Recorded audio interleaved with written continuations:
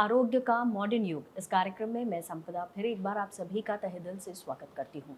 इस कार्यक्रम के तहत हम हमेशा किसी न किसी बीमारी के बारे में बात करते हैं और उसके इलाज के बारे में भी जानने की कोशिश करते हैं। आज हम जिस बीमारी के बारे में बात करने वाले हैं वो एक ऐसी बीमारी है जिसके सामने अच्छे अच्छे हिम्मत वाले लोग भी सिर्फ नाम सुनते ही हिम्मत हार जाते हैं। जी हाँ, आपने बिल्कुल सही गेस किया है, वो है कैंसर। कैंसर एक ऐसी बीमारी है जिसके बारे में सुनते ही हर किसी के पसीने छूट जाते हैं। ये कुछ सालों तक सिर्फ कैंसर एक ऐसा नाम हम सुनते थे। अब इतने अलग अलग प्रकार के कैंसर है कि यूँ कहें कि लगभग हमारे शरीर के हर अंग में कैंसर हो सकता है, इसका डर हर किसी को होता है। और ये बीमारी जो है आजकल देखते हैं कि बहुत बड़े पैमाने पर हर आयु वर्ग में देखी जा सकती है। क्या है ये कैंसर, क्यों होता है कैंसर और कैसे हम अपने आप को बचा सकते हैं, इसी के बारे में आज हम जानकारी हासिल करने वाले हैं। और हमारे साथ इस विषय पर चर्चा करने के लिए हमने आमंत्रित किया है मॉडर्न होम्योपैथी के founder chairman doctor Vijay Kumar माली जी को। सर नमस्कार। नमस्कार। और जैसा कि आप जानते हैं विश्व भर में कैंसर इतने बड़े पैमाने पर आजकल देखा जा सकता है हर आयु वर्ग में कि हर किसी के मन में कहीं ना कहीं एक डर है। कोई भी तकलीफ अगर शरीर में होती है तो कहीं ये जाकर कैंसर ना निकले। तो सर सबसे पहले आपसे जानना चाहूंगी कि कैंसर होता क्या है एग्जैक्टली। कैंसर ये ऐसी बीमारी है जहाँ सेल्स की अनकंट्रोलेबल ग्रोथ होती है। नॉर्मली शरीर क्या करता है, सेल्स तैयार होते हैं, बढ़ते हैं और फिर मरते हैं, मतलब सेल्स की ग्रोथ जो है वो कंट्रोल होती है। कैंसर में ऐसा होता है कि बॉडी सेल्स की ग्रोथ जो है अनकंट्रोल होती है और अनकंडीशनल होती है। तो अनकंट्रोल्ड ग्रोथ होने से ट्यूमर पैदा होता है, कैंसरस ट्यूमर पैदा होता है। और कैंसरस ट्यूमर क्या करता है, नॉर्मल बॉडी टिश्यू जो है उसको खा जाता है, तो ऑर्गन नष्ट हो जाते हैं और फिर व्यक्ति की डेथ होती है। इसलिए कैंसर का डर बहुत है। कन्वेंशनल लाइन ऑफ ट्रीटमेंट में पूरी तरह ठीक होने की कोई संभावना नहीं रहती, सिर्फ लाइफ एक्सपेक्टेंसी उनकी बढ़ाते हैं या सर्वाइवल रेट बढ़ाते हैं। इसलिए कैंसर लाइलाज बीमारी मानी जाती है। जी। और सर एक ज़माना था या कहिए कि कुछ साल पहले तक हम सिर्फ इक्का दुक्का ही प्रकार जानते थे कैंसर के। अब हालात ये हैं कि लगभग हर अंग का कैंसर सुनने में आ रहा है। तो कितने टाइप्स हैं आज की तारीख में कैंसर के? कैंसर हर एक ऑर्गन में होता है। टाइप नॉन मेडिकल पर्सन को बताने के लिए ऐसे बता सकते हैं कि जो ऑर्गन है, जो जिस ऑर्गन को ट्यूमर आया है वैसा टाइप बता सकते हैं, वो ज़्यादा अच्छा रहेगा। जनरली हर एक ऑर्गन का कैंसर अलग अलग होता है। माउथ का कैंसर, थ्रोट का कैंसर, लैरिंग्स का कैंसर, ट्रैकियल कैंसर, ब्रोंकस का कैंसर, स्टमक का कैंसर, ऐसे अलग अलग टाइप कैंसर के होते हैं। उससे ज़्यादा उसी हिसाब से वो कैंसर जाना जाता है। सर एक और बात कि जो कैंसर है ऐसा कहते हैं, जैसे अभी आपने शुरुआत में आपने भी कहा कि लाइलाज माना जाता है कैंसर, लेकिन बावजूद उसके कई लोग ट्रीटमेंट कराते हैं और फिर डॉक्टर्स कहते हैं कि अब ये पूरी तरह ठीक है आप। तो ऐसी कंडीशन में क्या कैंसर वापस आना संभव है? कैंसर वापस बार बार आता है, इसलिए कैंसर को लाइलाज बताया जाता है। ऐसा है, जो कन्वेंशनल ट्रीटमेंट ले लिया तो समझो 2 महीने से 2 साल, 3 साल, 4 साल तक कैंसर रुक सकता है या नहीं रुक सकता। हर एक केस अलग अलग रहती है। एक ही ऑर्गन का कैंसर अलग अलग व्यक्ति में अलग अलग बिहेवियर करता है। बार बार रिकरेंस होने से लोग घबराते हैं, इसलिए लाइलाज बताया जाता है। और कन्वेंशनल ट्रीटमेंट जो है वो स्टैंडर्डाइज ट्रीटमेंट है, रेडिएशन, कीमोथेरेपी, सर्जरी। तो वो करने से परमानेंटली कैंसर रुकवाना या रुक जाना ये करीबन इम्पॉसिबल रहता है और एक केस टू केस ये डिफ़र होता है, इसलिए लोग कैंसर को घबराते हैं। सर अभी आपने कहा कि कन्वेंशनल ट्रीटमेंट में उसे मतलब हमेशा के लिए नष्ट करना मुश्किल है या नामुमकिन है, लेकिन ऐसी कई चीज़ें हैं जो मॉडर्न होम्योपैथी की ट्रीटमेंट से क्योर हुई है। कई ऐसी बीमारियां हैं जिनके बारे में डॉक्टर्स ने कहा था कि अब ये ठीक होना मुश्किल है या नामुमकिन है, और वो आपने ठीक कर दिखाया। तो कैंसर के भी ऐसे कुछ पेशेंट्स आपने ट्रीट किए हैं, उनके बारे में अगर बता सकते। कैसा है कौन सा भी कैंसर कौन से ऑर्गन में है, बाजू वाले कौन से ऑर्गन में फैला है, कौन सी बड़ी रक्तवाहिनी उसको उसके निकटतम है, इसके ऊपर वो पेशेंट ठीक होगा या उसको ज़्यादा लाइफ मिलेगी, ये निर्भर करता है। दूसरी बात है कि वो कोई conventional treatment, radiation, chemo, surgery करके आया है और वो कितना फैला है, उसके ऊपर निर्भर करता है। तो हर एक कैंसर का पेशेंट आएगा और वो 100% ठीक होगा, ऐसा नहीं है। उसको लाइफ ज़्यादा दे सकते हैं, ग्रोथ कम हो सकती है उसकी, होती है मतलब ट्रीटमेंट के बाद, और उसको लाइफ ज़्यादा, हमारी कोशिश रहती है कि उसको ज़्यादा से ज़्यादा लाइफ देना और ठीक करने की कोशिश करना, जी। ऐसे रहता है। तो कैंसर को इसी हिसाब से कैंसर की तरफ देखना चाहिए। तो मॉडर्न होम्योपैथी किस टाइप से ट्रीट करता है कैंसर को, क्या स्टेजेस होती है ट्रीटमेंट की? हमने करीबन सभी प्रकार के कैंसर ट्रीट किए हैं, जैसे कि लंग कैंसर, स्टमक कैंसर, स्त्रियों में गर्भाशय का cancer, breast cancer, rectum cancer, पुरुषों में बीजांडकोश का कैंसर, प्रोस्टेट का कैंसर, ब्रेन का कैंसर, स्पाइनल कॉर्ड के कैंसर, सभी प्रकार के कैंसर पिछले 29 साल में हमने ट्रीट किए हैं। बहुत से पेशेंट मैंने देखे हैं। मॉडर्न होम्योपैथिक ट्रीटमेंट ये ओपीडी बेसिस ट्रीटमेंट है। Modern homeopathic treatment is a research work in homeopathy. मैं बार बार लोगों को बताता हूँ कि मॉडर्न होम्योपैथी की ट्रीटमेंट से पैथोलॉजिकल चेंजेस रिवर्स हो जाते हैं।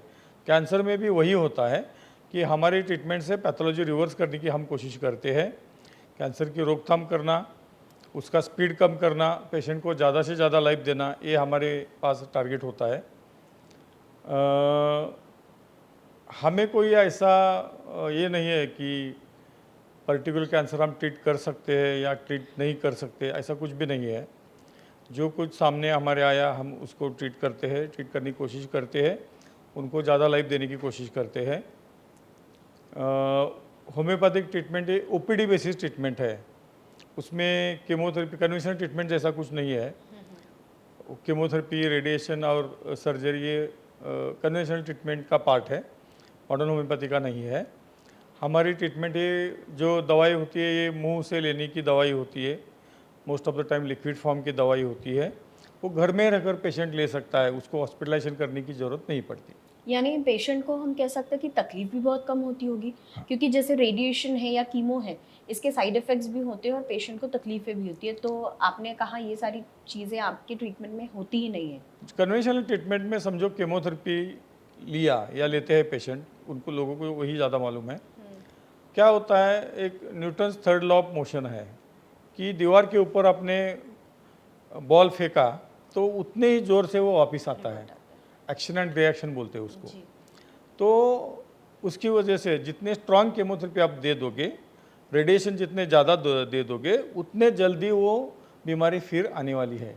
शरीर क्या करता है, बाउंस बैक करता है और वो कैंसर जल्दी से जल्दी स्पीडी ग्रोथ से वापस आ जाता है। होम्योपैथी में जो ट्रीटमेंट है वो रैपिड, जेंटल एंड परमानेंट बोलते हैं इसको, ये हमारा ध्येय वाक्य है। तो जेंटल ट्रीटमेंट होने की वजह से वो वापस आने की संभावना कम रहती है या बहुत साल के बाद आ सकता है एक बार ठीक हुआ तो साइड इफेक्ट इसी वजह से कोई साइड इफेक्ट नहीं रहता। कन्वेंशनल ट्रीटमेंट में रेडिएशन को बहुत साइड इफेक्ट है, केमोथेरेपी को बहुत साइड इफेक्ट है, वैसे साइड इफेक्ट होम्योपैथिक ट्रीटमेंट में नहीं रहते। दूसरा कारण ये है कि होम्योपैथिक ट्रीटमेंट में जो डोसेस होते हैं वो बहुत कम मात्रा में दवाई दी जाती है, इसीलिए भी उसका साइड इफेक्ट नहीं रहता। सर अभी आपने थोड़ी देर पहले मेंशन किया कि इतने अलग अलग प्रकार के कैंसर्स होते हैं, तो उसमें लंग कैंसर आपने मेंशन किया है। तो लंग कैंसर एग्जैक्टली क्या होता है और क्या लक्षण होते हैं लंग कैंसर के? लंग कैंसर मतलब फेफड़े का कैंसर है। फेफड़े में जब कैंसर होता है तो लक्षणों में खांसी आना, वेट लॉस होना, बारंबार बुखार आना, एपेटाइट कम मतलब भूख कम होना, बलगम आना, बलगम से खून आना, ऐसे कॉमन लक्षण दिखते हैं। तो लंग्स कैंसर जब होता है तो कैसे पेशेंट मतलब समझे कि ये कैंसर की तरफ जा रही है, उनकी तकलीफ जो है, क्या सिम्टम्स होते हैं लंग कैंसर के? सिम्टम के बारे में मैंने तो अभी बता दिया आपको।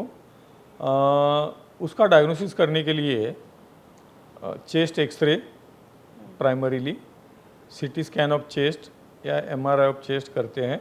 अगर ऐसे लगता है कि ये बीमारी शरीर के बाकी अंगों में फैली हुई है तो पेट स्कैन करने की सलाह दी जाती है। होल बॉडी पेट सीटी उसको बोलते हैं।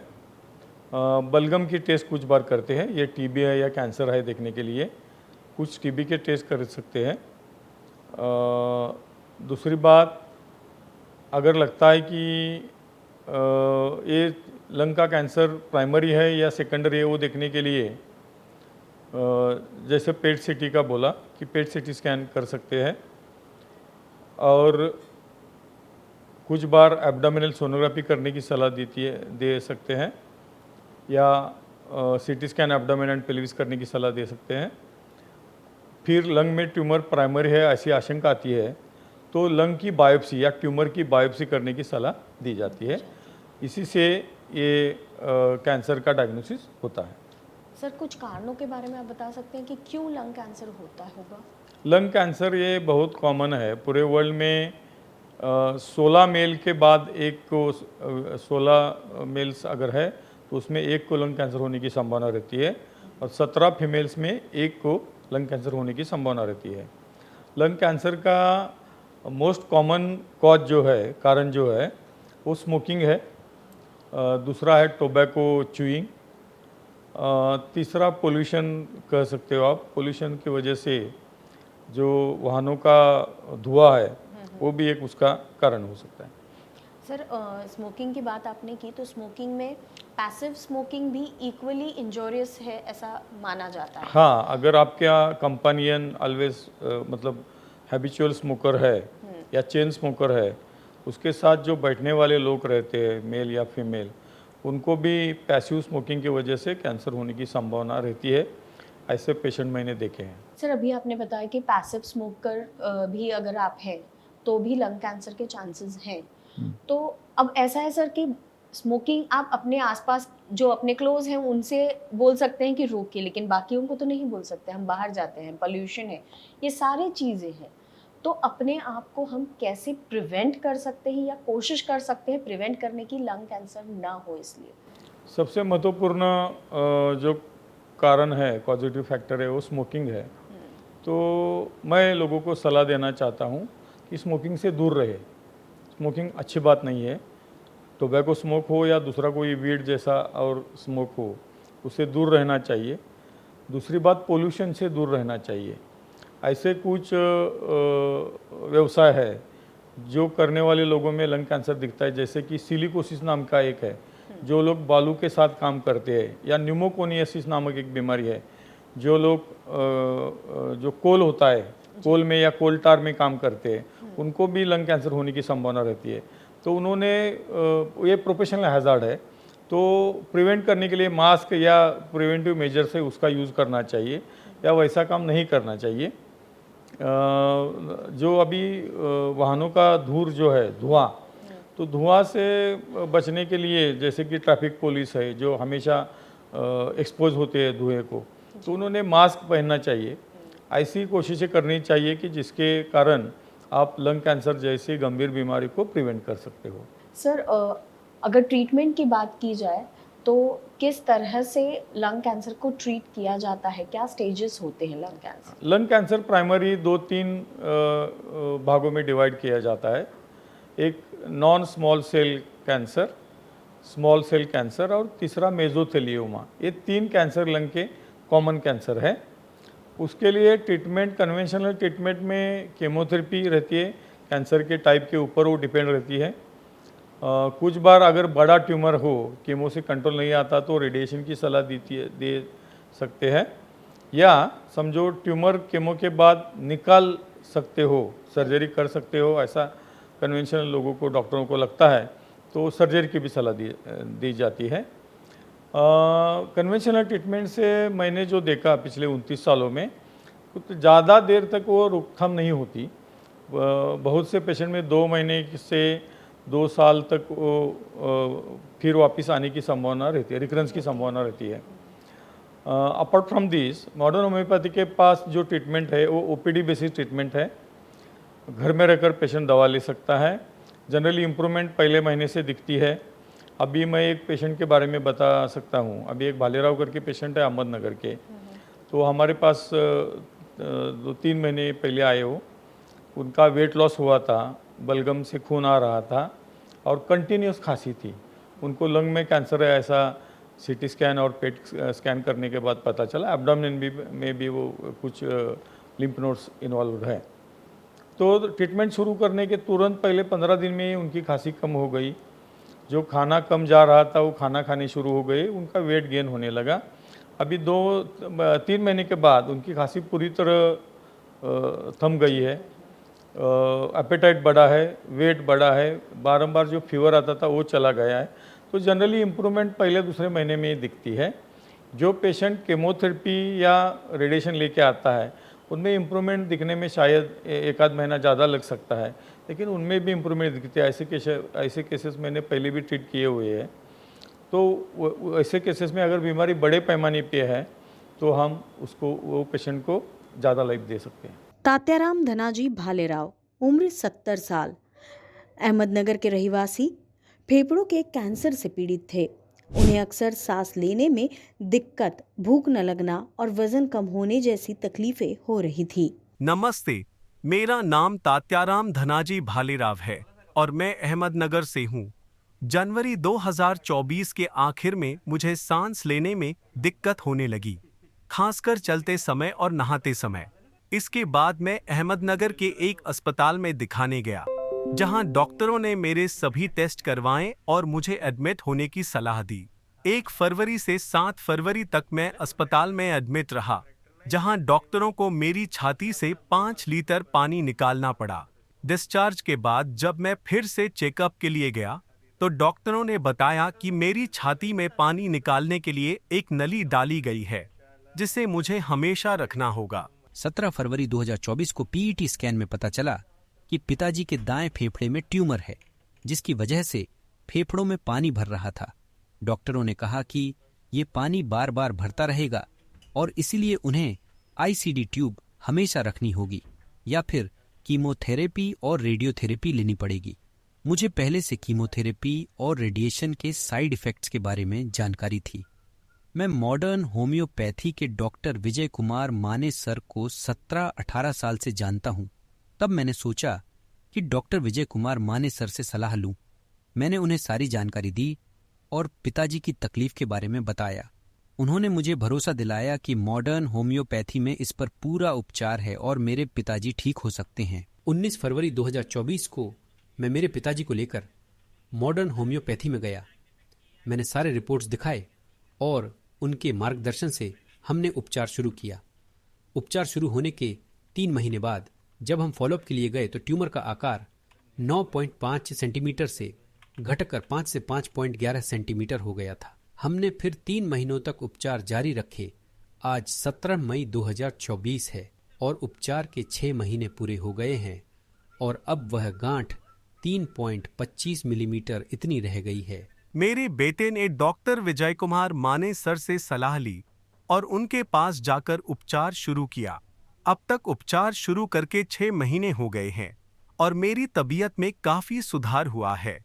मॉडर्न होम्योपैथी के उपचार शुरू करने से पहले 17 फरवरी 2024 की पीईटी स्कैन रिपोर्ट के अनुसार उनके दाहिने निचले फेफड़े में 95/93/99 मिलीमीटर की कैंसर की गांठ थी। मॉडर्न होम्योपैथी में उपचार शुरू होने के बाद उनकी सेहत में सुधार हुआ। केवल 3 महीने के उपचार के बाद उनकी सांस फूलने बंद हो गई, वजन बढ़ने लगा और वे पहले की तरह खाना खाने लगे। 17 मई 2024 की CECT थोरैक्स रिपोर्ट के अनुसार गांठ का आकार घटकर 98/78/65 मिलीमीटर हो गया था। अब 15 अगस्त 2024 की स्कैन रिपोर्ट के अनुसार वह गांठ और घटकर 88/74/50 मिलीमीटर रह गई है। मॉडर्न होम्योपैथी के उपचार के इन 6 महीनों में उनके फेफड़ों में पानी फिर से जमा नहीं हुआ या यह पानी निकालने के लिए हमें फिर से ICD ट्यूब डालने की जरूरत नहीं पड़ी। उनकी सभी तकलीफें कम हो गई हैं, उनका वजन बढ़ गया है, वे घूमने जाते हैं, पहाड़ चढ़ सकते हैं, खुद गाड़ी चलाते हैं और अपने सारे काम खुद कर सकते हैं। मॉडर्न होम्योपैथी के उपचार शुरू करने के बाद से भालेराव जी के कैंसर की गांठ का आकार हर तरफ से घट गया है। उनके फेफड़ों में पानी फिर से जमा नहीं हुआ और उनकी बाकी सारी तकलीफें कम हो गई है। अब वे बिना किसी साइड इफेक्ट्स के सामान्य और खुशहाल जीवन जी रहे हैं। आज की चर्चा यही समाप्त करते हैं। फिर एक नए एपिसोड के साथ, नए विषय के साथ हाजिर होंगे। तब तक के लिए नमस्कार।